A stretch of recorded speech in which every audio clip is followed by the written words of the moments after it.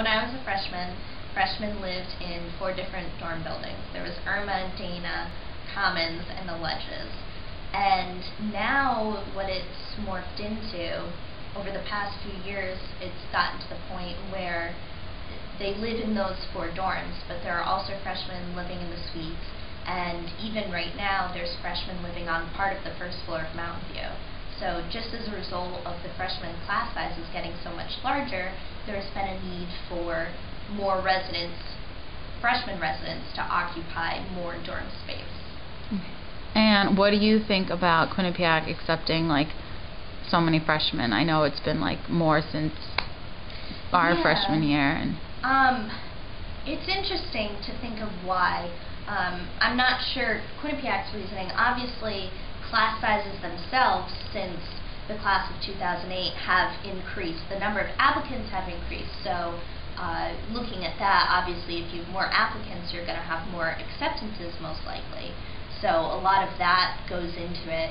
I think as long as, in my opinion, if Quinnipiac still maintains its student-professor ratio somewhat similarly to how it's been in years past, that Quinnipiac will still remain the same university it has been. I know one of the reasons why I applied personally was I liked the idea of having faculty who you can get close with and form a relationship just because you do have the smaller class sizes. So I think depending on how many more people Quinnipiac accepts for applicants each year will determine what kind of university Quinnipiac will continue to develop as.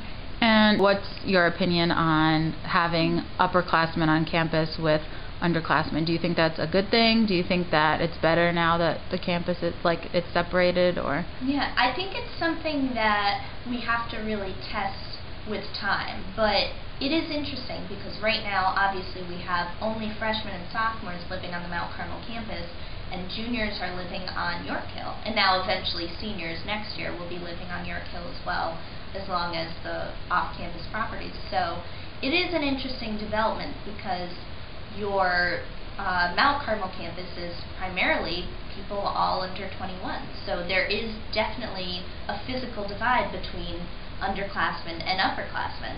And obviously there's pros and cons to that. And I think with time we'll be able to see more of the pros, more of the cons. But personally,